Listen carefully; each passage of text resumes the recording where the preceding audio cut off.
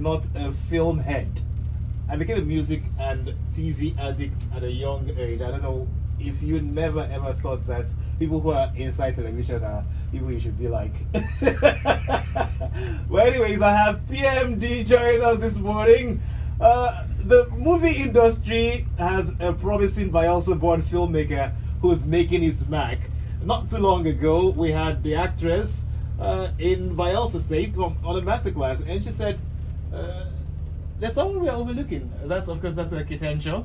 They said he's not getting his flowers enough. So today, because it's a James Bond Friday, because I'm celebrating people today, I will be celebrating a young man who's been known for his commitment to fostering emerging talents in the film industry, and a man who's gone through, who's tried his hand at so many things, but for the fact that he's got his movies out there and Bayelsans have joined him to celebrate the love. PMD is in the studio. I try not to pronounce any Bayelsa name that I'll murder anything, so I'll let you pronounce the full PMD. What exactly is PMD? Okay, thank you so much. Thank you. It was Dauduokumor. You know, that's why I go with the PMD. So because most times people will be trying to call the name and all that. So I say, okay, let's make it easy. Okay. So let's go with the P. To the P is Patrick, M Marcus, and D is Dauduokumor. Where exactly are you from? I'm from a Kirimon local government, Agoro town. Yeah. What does film making mean to you? For some persons, they've told me a couple of times, like, hey, we like what you're doing. And for me, radio is my savior. In fact, next year I'll be 10 years on radio, 10 years at the Rhythm. I want to have an event called 10 Years at the Rhythm, where I will take radio and put radio on stage and do dramatization of some things. But for you, what does filmmaking mean to you? What are the 5 things that anybody who also has the same passion with you should look out for as they grow up and as they prepare themselves for the future? Okay, I think filmmaking, it's just like you said, radio is a way for you. It's my savior. It's your savior, yeah.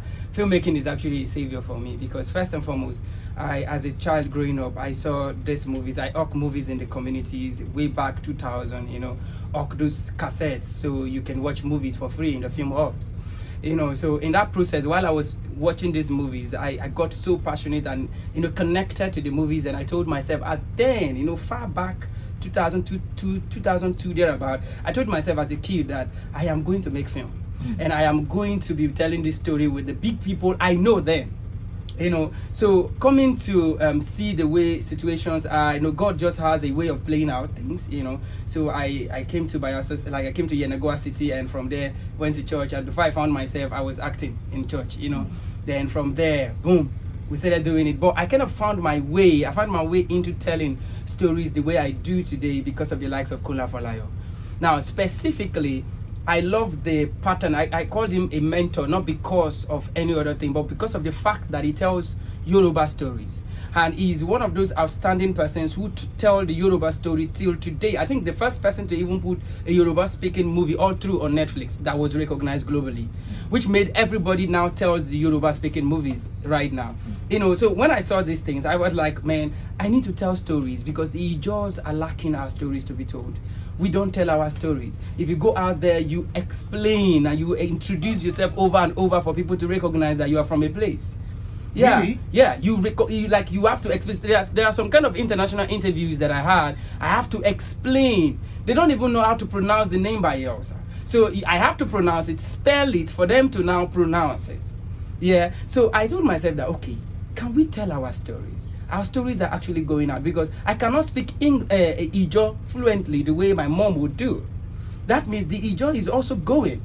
So in the next 50 years time to come, how many of us or how many of our kids will be speaking the Ijaw? So for you, film is a method to preserve our language. Thank you. Culture. So first and foremost, I told myself, I think 3 years back, you should preserve I don't, the Ijaw culture. Yes, that I don't want to make film just for film. I want to make film to be an historical filmmaker. Interesting. How we lived then. So I am deliberate and focused about marketing the culture of where I come from. So irrespective of what the storyline is, it might just be a contemporary storyline, but you'd rather take that story to the village and probably take it 10 years back or 15 years back, or what exactly, when you look at the script, what exactly do you intend to achieve Okay, if I have a story that is a glamour story, but it has the Bielsa settings, I will still bring that glamour and the Bielsa settings to life. Probably take the love to Bielsa. Yeah, like also to the village. So now the reason why I kind of go back to time is because, like I said in my conversation with Mastercard Foundation board members, what I said is one of the reasons why I go back on time is because telling stories back in those days brings the cultural authenticity. Did you grow up where they were doing things like Tales by Moonlight setup? I grew up in a place where, like my father, for instance, my father had, we had a tree, a guava tree, Yeah. and he played the accordion. So at night, when of course NEPA would take lights, different feet, Okay. properly arranged Environment, yeah. But then I still have all of those kind of pictures in my head, growing up, to know the story of the tortoise, lots of tortoise stories, of course. So when people say that they want to make film and they make glamour and make today's own, you still want to pick that storytelling thing. So how did you get into the storytelling part? I think it's according to what people say most times, your environment influences your way of creativity. Your environment, the place you grew up, or the things you are exposed to. You know, I grew up in the community, probably specifically the fishing camp. Which of them? Like in Agoro side. Okay. Close to the big sea, yeah, that Age Sea there. So every day we go into the sea and fish. That was what I grew up to know. So you have images of canoes on the river. You have images of the mangrove. Yes. You have images of people removing isam. Yes. And catching fish, throwing nets in your head. As a so irrespective child of the story, you'd want to weave it around that culture Good. of singing native Ijaw songs Good. while these activities are going on in the farm. Good. So the native is just like my dad was a masquerade person, yeah. So every year they have a masquerade festival. So as a kid, I was already, building myself on the masquerade activities, playing drums, being the dancer. So I already knew the culture of our people. I already know these festival activities that are happening. They are not new to me because I was born into them. So coming in, I just felt like if we move with today, we'll forget then. So we need to move with then and come into today. Because if we rush today, we are going to be out of stories to tell instantly. But if you go back in time, we'll have too many stories to tell that before we get to today, we already have too many that we cannot even go out of our stories. So if you're going back, if you want to tell the stories of like the likes of Adakaboros, kind of, yeah, you still need to go back. Because these people lived in then, and how were they living their lives? And these are stories that I felt like sometimes I just want to be among, around old people who are in the 90s, 70s, to just tell me things that I don't know. Let them just be telling me the culture. I think it will make me to go to sleep in peace. Like, sometimes I just feel like if my dad was still alive, that I could have access to these stories. Just tell me now that I'm so deliberate and I want to know more about it. Well, Patrick Marcus has directed two films and more, but those two stand out. Of course, there was Echoes of the Creek. Yeah. Of the Creek. That one didn't quite get Bielsa's attention, but there was With Love from Bielsa, and then lately the last of it all, which borders on a theme that I like, because I have seen different persons. I've gone to the hospital lately. I got married last year, and I had a child last congratulations. year. And I went to the hospital, and a couple of persons were with jaundice, and they had those kind of problems. So I remember talking to her at that time, Kriba Glow, bringing her on this same seat that you're sitting. I once had your producer on this seat talk about Kriba Glow when she was in the United Kingdom. And seeing her make a film out of it, that got me also thinking, when you said this stuff about the local areas, yes, people have jaundice, and in the local area, because they don't know what it means, they might just call it one native name. Yeah. And associate it to a god. Yeah. Or a goddess. Thank you. Or Mami Water. Or something. That is it. So you're... That is it. I think that's so one tell thing us about your latest work. I think that's one thing I always tell people. I said, when I was small in the community, there is a way they do cleansing in the community every beginning of the year, and they do that hoping that newborn babies won't die. Yeah. So most of the times they don't know that those things that are killing these babies are actually these sicknesses. But they don't know. They feel like it's something that is related to some certain level of spirituality, and they are trying to attack it from the perspective they can. So coming with when she brought the idea of jaundice, and this is it, I was like, nice. So if we want to tell this story, let's go back first. How do the people who lives in this rural environment, how do they take it? How do they experience these things? You know, if you want to tell it from the lowest point before coming gradually to the top. That's why it is even make the series, so we can progress. So from that local, we can move gradually to the level of the big man, the biggest man, how he also faced that challenge and how he comes out of it. Interesting. Yeah. So there's a series. This is not the one-off thing. No, it's the what we did just now is just a pilot episode. Okay. Yeah, a pilot episode to search for probably sponsors, investors, so that we can continue the series like that. Well, if you missed it, then you might get a chance to watch it. So where would anyone watch it if they didn't turn up? It's gonna be coming online, and we're working on that. Either it might be on YouTube or it might be on any platform. But when the platform is out, how do you pronounce that? Seidon? Yeah, Seidon. What's the meaning? Seidon, bad sickness. Bad sickness. Yes. Seidon. Yes, Seidon. Okay, so you might want to check out Seidon when it drops. Yeah. Online. But for those who missed the premiere, then you missed quite a lot, and you're not alone. Plus me too.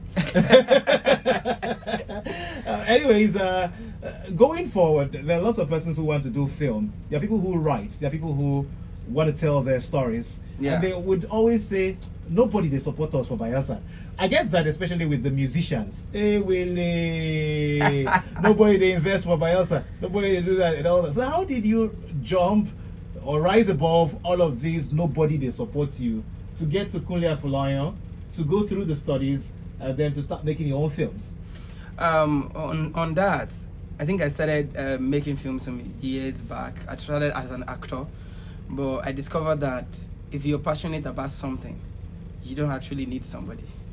Say that again. If you're passionate about something, you don't actually need anybody. Say it again.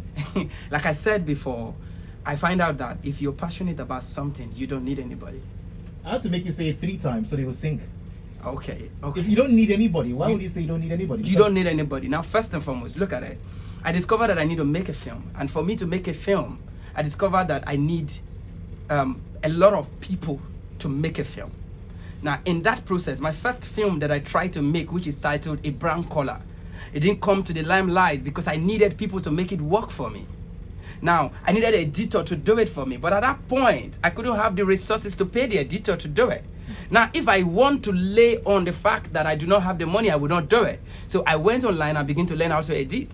Yourself. Yeah. So after learning how to edit, I went back and I said, okay, I need to know about cinematography. Yeah, I need to know about this. So I began to study about the circle of film production. While studying the circle of film production, I had the opportunities to try.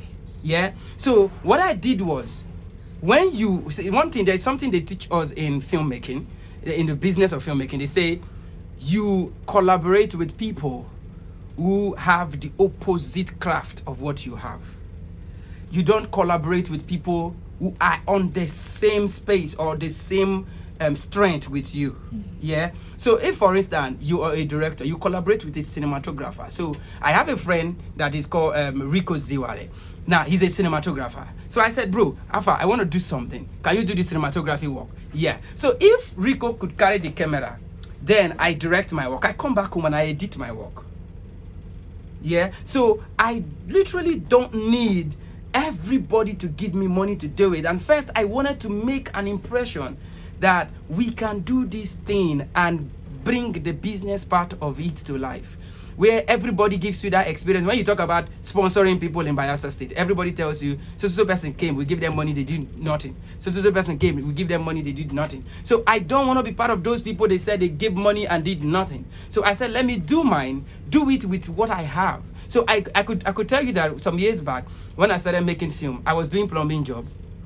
Yeah, I was doing plumbing job. I do plumbing, tiling, bore drilling, water treatment. These were the jobs that were surviving me. And it was from these monies, these works, that I was saving money to make film. Yeah, and I was making film and I wasn't being paid for it. So I worked for a period of time for not being paid for it. Even today, I cannot say film is paying me, but there is a recognition process. I've been able to, make a valid point that, okay, if you give me your money to make a film, your money will not lose. You know, I will not lose your money. I will give you value for your money, and I will even bring back your money to you. Why? That is why I needed to know the right people, the right connections. So sometimes we just stay at home and said, I want to make a film and my film will be on Netflix. There's a process to get to Netflix. So you cannot just be at home and be fantasizing. So right now, if somebody calls me and said, PMD, I want to make a film, I want this film to be on Netflix, the first thing I ask myself is, what are you thinking? What is the connections that you have to make your film to Netflix?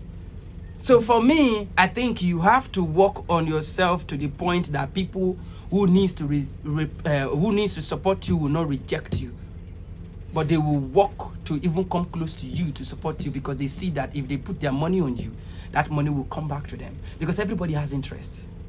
Well, for anyone who's writing, probably still in school, yeah, or just at home, writing their thoughts out, what are the key qualities that they should look out for while writing out the story? I think as a story, in fact, in the process of filmmaking, story is key. Ingredient. Yeah, story is key. Okay. So if you are writing a story, I will tell you to go out for that striking point of the story. Go out for that thing that is exceptional. Don't go for something that everybody has been creating over time. Yeah, go for something that is unique, best known to you, and try as much as possible to communicate it to those who have the same mindset with or like yours. Yeah, so that your story will not go down. But I believe that writers has a very I believe that writers has a great opportunity to actually excel. Okay. Yes, writers, yes, because the writing opportunities are open out there, and it is not everybody that writes. Yeah, it is not everybody that writes. So if somebody writes and you could actually make use of the things in your environment to make your story unique and stand out, I tell you, in no time you will get the value that you need. Yeah, your own is just to write. Communicate. Sometimes write and give to people. Sometimes just give it to filmmakers when you need validation, because you need to let somebody know that, see, I wrote that job. So your prayer as a writer is, you wrote a job and somebody did it and the work came to limelight. First and foremost, don't even think of how much are they going to pay me first. What about that fear of they go thief my idea? Nobody will thief your idea as good as you. That's one thing. So it's just like people will always say, like, if your idea is yours, nobody can do it exactly the way you would do it. Somebody can come and name your idea, but you can still rename your idea and make it the way when it comes out, somebody will know that, yes, this is it. So there is uniqueness in everything that we do. So I don't think that if somebody's stealing your idea will take your destiny away from you. Okay, well, you have that one. Unfortunately, I want to earlier on, it's just 7 minutes before 10 o'clock, and my news comes up by 7 o'clock. Well, is there a word you'd like to tell any creative? Of course, there are filmmakers, and there are musicians who also want to make music videos. Then there are people who want to tell their stories, documentaries, or a story about their community, a traditional event or something. What exactly would you tell anyone who's nursing such ideas and is yet to bring it to light? What should they do? I think I'm just putting myself in the place of what I've been doing over time. I think everybody should just, if you want to do a thing, I think just start. Yeah, just start to do something. And in as much as you're doing it, please try as much as possible to be prayerful. Don't be that, okay, because I can sing very well, so I will be on the limelight. It's not like that. And there is a process, and just do it. Just do it. If it's not working, just do it. If you believe in the process, just do it. Because the truth is, anybody that does what a successful person is doing, there is every likely opportunity that if you stay consistent in that thing, you will also be successful in it. So if somebody sells pure water and the person is making money and everywhere, if you sell pure water one day, there is always opportunity that if you continue, you will also be that big. So I think it's just to start. Every creative, a filmmaker, musicians, anybody, just start with something. And don't complain that no one is helping you yet. Yes, when you've not made your point, don't complain. But someone would say, I've done this for like 10 years. I know this. You know, when I begin sing music, you know how many albums there. Now people, they agree play my song for it. Then they agree, big man, they agree, DJ, they play our song. Then they monitor shoot video, and all people, they would always come up with stuff like that. I think we expect too much from people. I think we expect too much from people. I kind of, some of your lines should be like sound bites. I think so. So I just. You might want to say that again. Okay. We expect too much from people. Yeah, I think we just expect too much from people. That's why we are hoping that this person has not helped me, this person has not helped me. There are people I could say, this person has not helped me, this person has not helped me. But the fact is this: what have you done?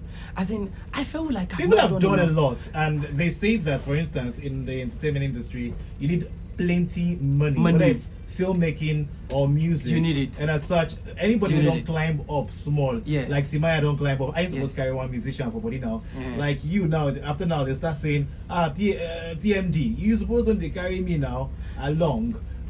It's not entitlement mentality, is it? Or they just believing that some other person like a big brother can show them the way. You good, that's good. But the truth is, your big brother, even your biological big brother, may be on the top of everything and may not give you the necessary assistance that you're looking out for. It is not an obligation, neither is it a necessity. It is something that somebody will freely or willingly do if the person is in that position and have the good heart to do so. So if we say help, allow somebody to help you when you ask for it. And if you ask and the person does not give to you, Baba shield or Sister shield. Because the truth is, if you are convinced with what you're doing, the help that the person did not give you today will not break you. But it will only make you stronger to go harder. And if you go harder, you will get it right. And believe me, everything has time. And it will get to a time that will be your own season. And that person might still come back to you. So, let's not expect too much from people. Let's just do our best and promote ourselves. There are opportunities to promote ourselves. Do you believe that we can do more Ijo films if there's proper funding? I believe that we can do more than enough if there are proper funding. Sometimes people say, PMD, you've worked a lot. You have all it takes for people to fund you. Yeah, some people will even say, okay, can you go and meet this person? Can you go and meet this person? Yeah, good. I will try to go and meet this person, and if the person don't give me, what should I do? I will not give up now. We still try. Yeah. So all what I do right now is let me bring opportunity to the table. Opportunity is for the fact that even you that wants to give me money, I don't want your money to lose. So if you want to give me money, I want to also give you your money with interest when I make film. So bring it for investment. Yeah. Let's do an investment. Let's not just say we are helping PMD.